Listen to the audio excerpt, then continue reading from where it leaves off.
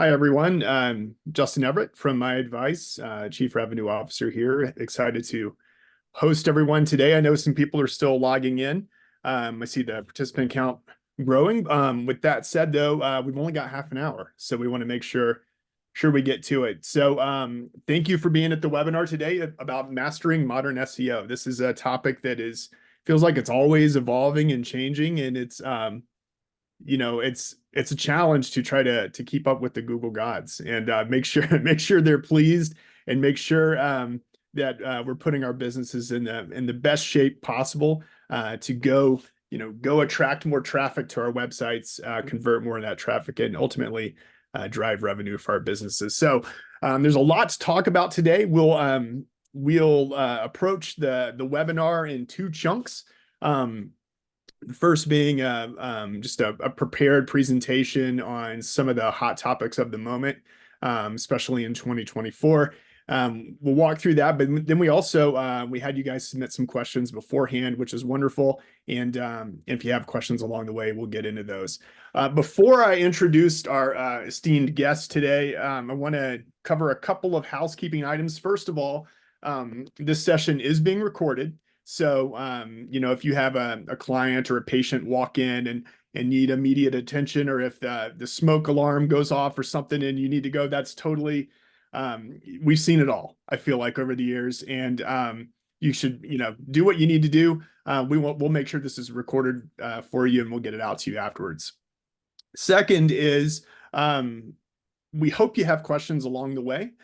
We'll try to answer as much as we can. Sometimes questions can maybe be a little too specific to answer in the larger group, and that's okay too. We can take that offline if we need to, and connect with you one-on-one to get that answered. But either scenario, whether it's more general for the group or more specific to your business, feel free to use the chat or the Q&A functions here in Zoom, and we'll make sure those get documented, and we'll address what we can. So with that said, I want to introduce our guest speaker today. Our guest speaker is Micah Coy, who works with our team here. You're going to learn a lot from Micah. He is very experienced in not only SEO, which I think he's been doing, he said, since 2003. So he's seen a lot of stuff when it comes to SEO, but even from a broader perspective in how SEO is a part of a larger digital marketing strategy for your business and a larger digital marketing ecosystem. He's been doing that for 25 years. So, and Micah, you get to know him. He's done this in a lot of different types of businesses. So I think you'll find, some of these principles are almost universal. It doesn't matter what type of business you are. There are some really foundational principles that can help drive success for you from a marketing perspective. So with that said, today I want to turn it over to Micah to say hello and go through some of the prepared presentation he has on what's near and dear to his heart lately. And then when he's wrapped that up, we'll do a little bit. I'll toss him some of the questions you guys asked and any new ones that come in. So with that said, Micah, I'm going to turn off my camera and let you take it away, my friend. All right. Well, thank you, Justin, for the introduction. It's a pleasure to be here with everyone today. And because we're limited on time, I'm going to jump right into things. Bear with me as I get things started up here. But, with SEO, one of the most common questions I get is, why does SEO change so often? And the crux of the argument that I'm going to make is always that Google is just trying to provide the best user experience possible. They're interested in making sure people come back and use Google on a more regular basis, and that people continue to use Google in the future. And really, the reason the rules keep changing is because spammy SEO is basically ruining it for everyone, myself included. We've all done things over the years that were basically, we're all testing the limits of what Google does and doesn't do, and what works and what doesn't work. And as we find what works, we tend to exploit that thing. And then Google says, well, now our results are starting to look more and more engineered and less what we were going for, which is kind of an organic, true representation of the market. So with that, let's talk about what's changed since their genesis. And you can see Google has done a lot of rollouts here over all of their various updates since they started. And I'm going to briefly touch on what they were in each case, just because there has been so much that's changed, but you're going to kind of see that a lot of these things that were the go-to move in the SEO industry have changed because Google said, oh, well, that's not exactly right either. We got to change the rules and make it more organic. So, in '03, we had a Florida update, which was geared toward content and keyword stuffing, all the ancient spammy tactics that we all make fun of now. '04 was basically the same thing, where cloaking is where you hide content, white content on a white background, and it's all just keyword stuff spam. And so all of those tactics were penalized, and those all went away. In '05, we had personalized search and the Jagger update, which basically pays attention to a user's search history and tries to serve up a little bit more relevant stuff based on what they have been looking at, so you get more and more accurate search results as you move along. Jagger was basically low quality links, reciprocal links, all of the paid link strategies that we developed years ago. All of those got devalued as well. In '09, Google started favoring brand value, and this is something that they've done pretty much across the board moving forward. Back before the Vince update, you could pretty much outrank anyone you wanted to as long as you had good SEO. But the problem is that that's not indicative of the market when you've got little teeny mom and pop companies outranking national brands. And so they said, well, we got to make it more realistic and true as to what people are really looking for. And that's where they started favoring overall value of site equity, mentions online, link value to a degree, but more just what your overall PR was. In 2011, the Panda update was the first major spam content update. PageRank, which is a link, basically a link value system, that was the name Google assigned to it. But link farms were devalued, links were devalued as a general, poor ranking factor. They still matter, but it wasn't the end all be all that it was back in prior to 2011. So in 13, a major shift with Google hit, which is semantic search, and that's the Hummingbird update.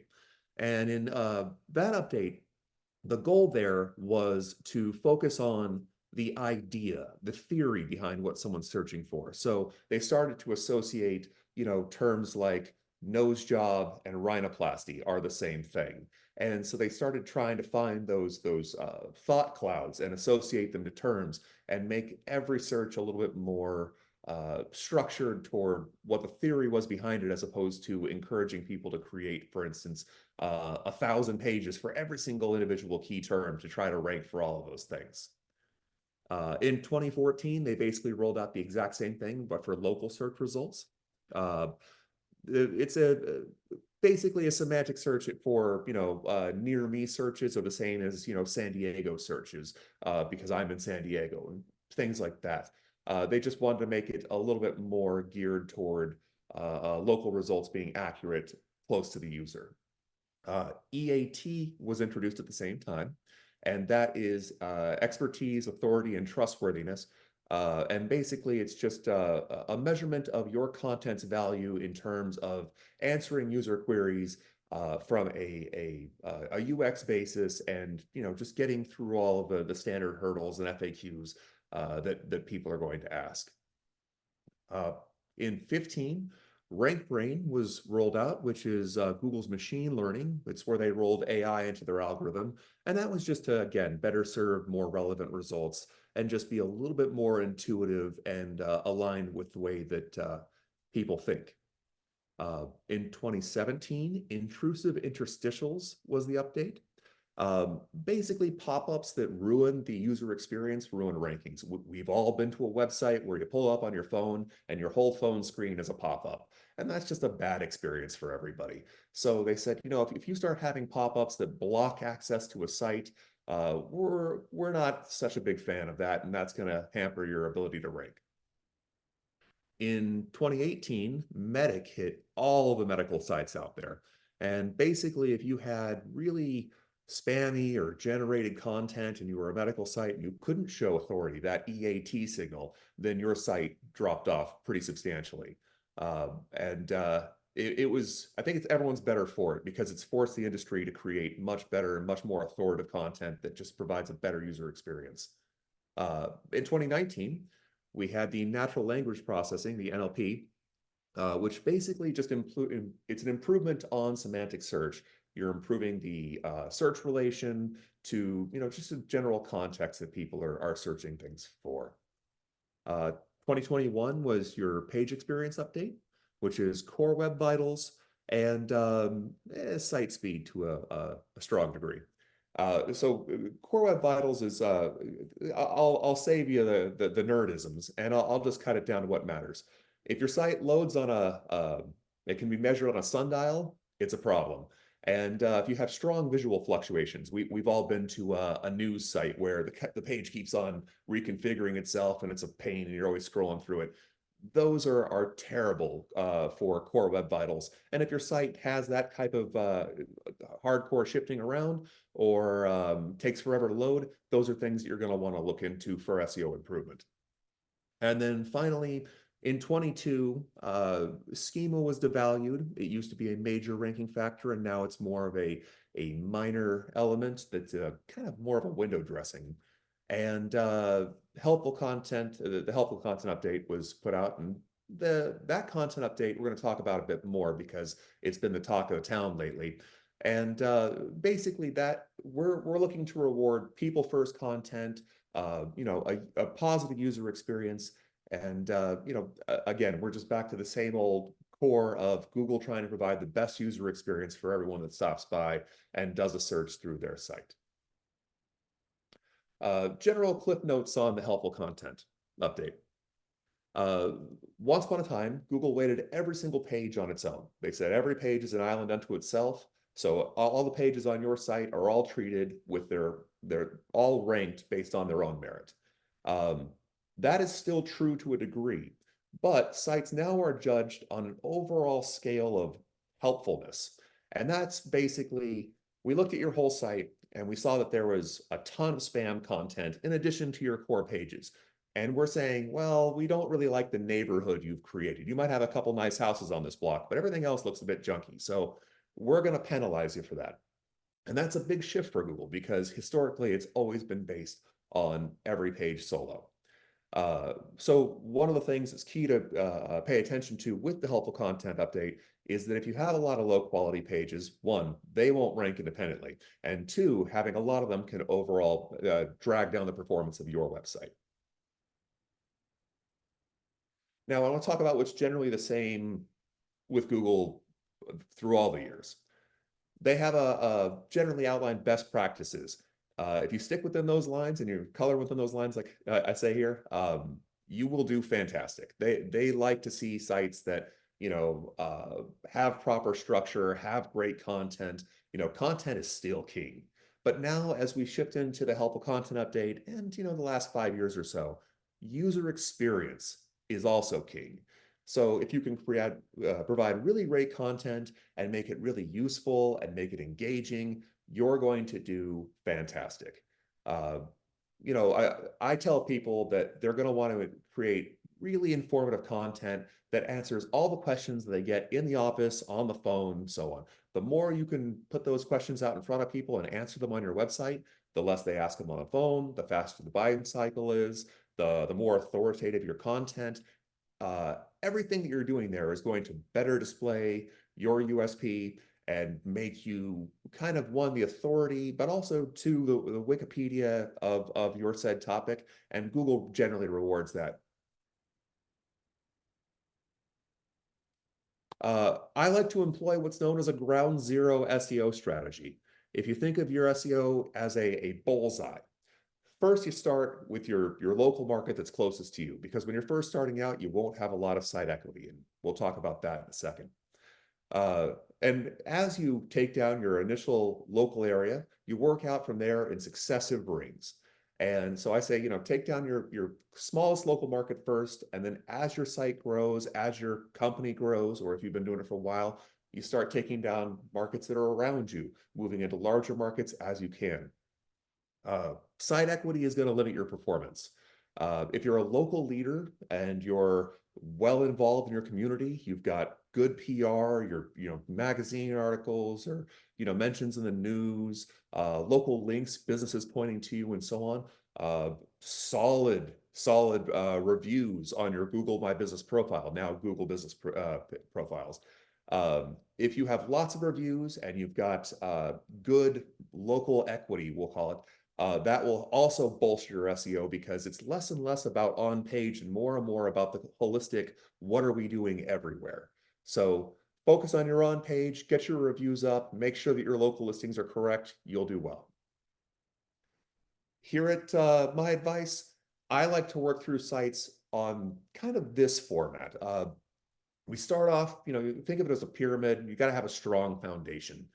We focus on the primary tags of a site, your title tag, your description, your H1, your primary things that say this is what every page is about.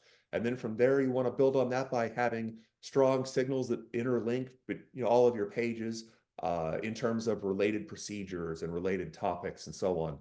You're going to want to make sure that you have your alt tags and all of your image tags are correct and also related to your overall SEO strategy. Technical repairs and SEMrush Ahrefs scores are basically one and the same, but as you build up all of your technical fixes, you'll find that your SEMrush and Ahrefs scores improve, as well as any other robot you might run your site through. And that then builds into, okay, well, what are we doing about content that exists on my site? Are there duplications of it elsewhere on the web? If so, you should be writing content that is unique and again, back to the user experience and answering those FAQs. That then provides a better holistic experience. And then the last step, and this is more of something for sites that are more aged, but a lot of sites have content which is generally just not a lot of traffic to it, isn't really doing a lot of heavy lifting. Some of that content just needs to be pruned off and redirected to the pages that matter. And that's just done based on a per case basis. But this is the general, we'll call it pyramid of success for SEO strategy with our clients. I want to talk about general things to just bear in mind when you're talking about SEO as a whole. SEO, organic SEO, is a slow process and it builds with time. The most common question I get asked in SEO is, how long will it take while I'm on page 1? And that can be wildly different. If you're in the middle of nowhere, it can be pretty quick. If you're in New York City, it might take you a decade. And that's because there are so many competitors who are all trying to do the same thing. And it is a very small piece of the pie to be on the first page of the results. Those 10 out of, say, the 300 competitors in New York City, they're fighting real hard. So expect that SEO is a continual thing that you're going to do the entire life of your business. With a good content, if you have a site that has good content, the right foundation with the right SEO touches can provide rankings in a pretty quick manner. Generally speaking, the less hotly contested the services are, the better they rank and the faster they rank. A lot of people rely on SEO tools, and SEO tools are great. But SEO tools don't necessarily replace the carpenter. And the reason I say that is because I've seen reports that get spit out where they say, here's a bunch of errors. And in reality, they're not really errors. It's just the robot was set to report an error if it's 65 characters instead of 64. And so you have to take things that get spit out by robots with a slight grain of salt. So trust but verify. And the last thing, and probably the most important thing, is with SEO, because it is a slow process, it builds with time, don't make snap judgments. Look at your overall trends, your placement, how it's done historically versus now, your traffic, what do your leads look like? How is your on-page content look when you do have questions about performance? These are all the ways that you can, build things, paying attention to tags, but also, how is my overall experience for the end user? And that's all I had. I want to open up the floor as quickly as possible because I know you've got questions and I want to get to those. Thanks, thanks, Micah. Hopefully you can see me again. We'll bring this slide back up at the end that he just had, the contact piece. But in the meantime, this is the interactive part. So if you've got questions, like Micah said, put them in the chat, put them in the QA or the Q&A, and we'll get to those. We've got a few that were submitted ahead of the session today. So let's go ahead and address those, Michael, while we've got some time. We're trying to wrap up at the bottom of the hour here. So have about a 30-minute session. So we've got a good 10 minutes to get to a lot of these. One that was submitted ahead of the session, Micah, was specific to small businesses. And the question is, I'm a small business, how should I best optimize for SEO? Is there nuance for that when it comes to a small business? Well, I think this kind of goes back to the ground zero strategy they've talked about before. First things first, make sure your Google My Business profile or Google Business Profiles, I'm still getting used to that, is accurate, has all the right information, hours, so on and so forth. Your reviews should be on point. The more reviews you can get, the better you're going to do in your local maps listings. So those things are key. And then in terms of on-page SEO, again, EAT matters. Build the best content that answers the most questions possible. It'll save you time on the back end when people call in because you won't have to spend as much time talking to them. But also, it will answer their questions. It will give you great content because you'll be talking about everything that even gets around a topic. And then, obviously, on-page tags and having a great SEO partner like MyAdvice to work through all the tagging and so on will really help to bolster your overall presence. Excellent. Thanks for that answer, Micah. Another one that came in is ahead of the session is around knowing if SEO was working. First, the question is, how do I know if SEO is working? What are the indicators that it's on the right track? Well, I go a couple directions with this. The first one is obviously you'll see an improvement in placement. And based on where you were before and where you are now, if your SEO is going the right direction. But in terms of performance, I would say paying attention to organic traffic within, say, Google Analytics 4. You should see improvements in traffic there, especially more localized traffic, because national traffic is great, but it doesn't really speak to the core of what most businesses we work with do, which is a 20 or 50-mile radius around their offices. And then I would say the third one's going to be your lead volume. What do your phone calls and emails look like? What are your inbound clients that come in when you ask them, how'd you hear about us? What are they saying? If you're hearing overwhelmingly the internet, then you're probably going the right direction. Great. Super, super helpful, Micah. One that came in just a moment ago from an attendee is, how can we tell if our website pages are low quality or not? Mm.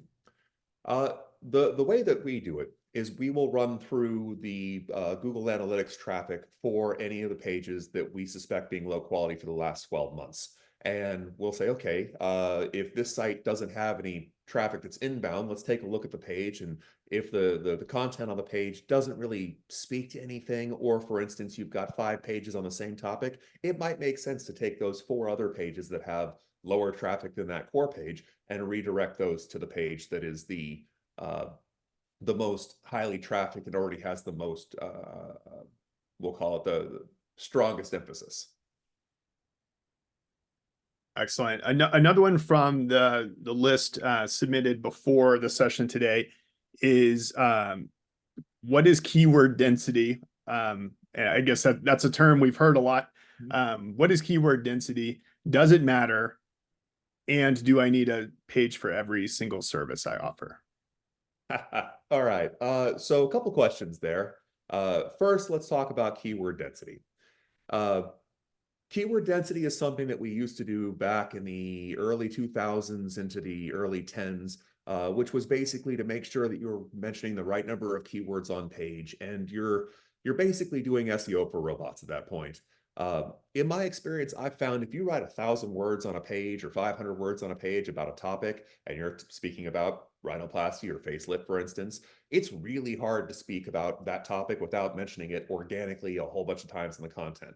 I would stick to paying attention to the organic approach and just writing for the end user and not worrying about keyword density.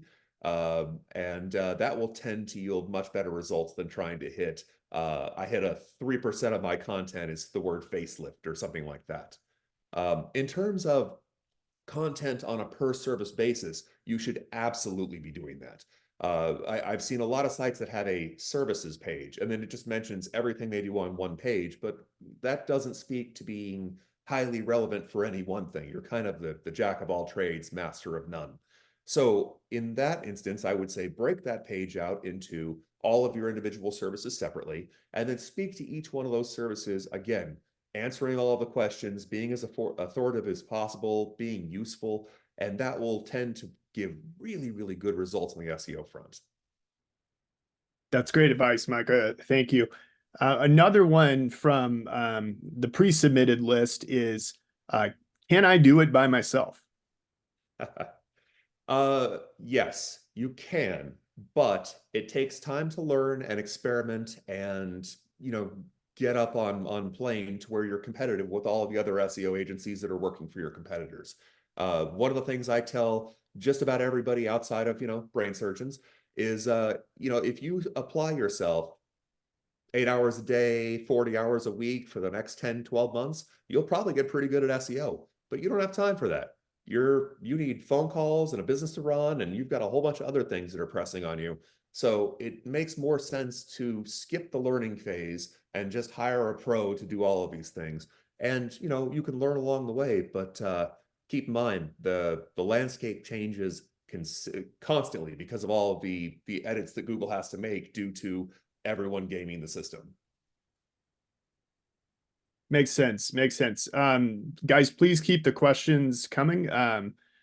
We've gotten a pretty wide variety here, both in the pre-submitted and what's coming in new right now. Here's another one new right now, Micah. It says, how can we audit our website to identify areas for improvement? Well, the first thing I like to do before I even get into using any type of SEO auditing tool is I tell people to read every content page of their site and say, okay, what are we missing? What is our staff constantly hearing on the phone? Because 9 times out of 10, the biggest issue or biggest hurdle in the SEO industry is having content that matters. So once you've got that knocked, then you go, okay, the next step is the actual technical side. For that, SEMrush is a great way to, sign up for a membership there and you can run your site through that. Ahrefs is another great tool. But these are online tools that you can put your site into, run it, and it'll come back with, here's a bunch of technical errors that you could have a web developer jump in and fix, and that will solve the technical side. Other great places to look, Google Search Console has a lot of great features built into it where it'll say, okay, you've got these issues with redirects or these issues with 404s and so on, which are, you're redirecting the wrong place or your page doesn't load. And then past that, I would say that Lighthouse, Google Lighthouse, is another great tool. Again, another thing to send to a developer, but it would be, it gives you a score for your core web vitals, which are your site speed and how your page does in terms of that content shift that we talked about, and just, just general things that Google's trying to improve to make the web a better experience for everybody. Micah, I think this question's from the same individual. Could you go through that list of tools once more that you mentioned a moment ago? Sure. Try to go off here. Good luck. Sorry. SEMrush, Ahrefs, Google Search Console, Google Lighthouse. I would say those four are a really good place to start. And then if you have time, you can always type in a bunch of keywords and then your market area into a search bar and get an idea of where you place for various terms as a baseline before you run all these things and fix your site, and then see where you stack up afterwards. But again, focus on the content. The technical side is much lesser in terms of value than the having the really, really good authoritative content. That's great. We're right at time for our session today. Micah, if you don't mind, would you pull up that last slide you had at the end there? Want to make sure everyone has contact information to reach out and get additional answers. We covered a lot right here. Got to what 7 or 8 questions there, which was fantastic. But there may be more. You may walk away from today and have, other things that where you think, oh, I should have asked that. So what we'd ask you to do is reach out either, if you're a current client of MyAdvice, ask you to reach out to your marketing coach. If you're not yet, reach out to our growth consultant that you've worked with, or if you haven't worked with anyone, come straight to myadvice.com or call us at 435-575-7470. We love to talk about this stuff. It's what we do. Micah's always available to answer questions, as well as these marketing coaches and growth consultants as well. So we'll leave the chat and the Q&A open here for a moment. Even if you think of something here right now, go ahead and enter it and we'll at least capture it and we can get back in touch with you. Otherwise, we would love you to reach out via those channels on the screen. So with that, I want to thank everyone for being here today and spending time with us. Thank Micah for the great insights and the great feedback on just the different topics we had on our minds in terms of questions. And we'll hope to see you on the next webinar. Everyone have a great day.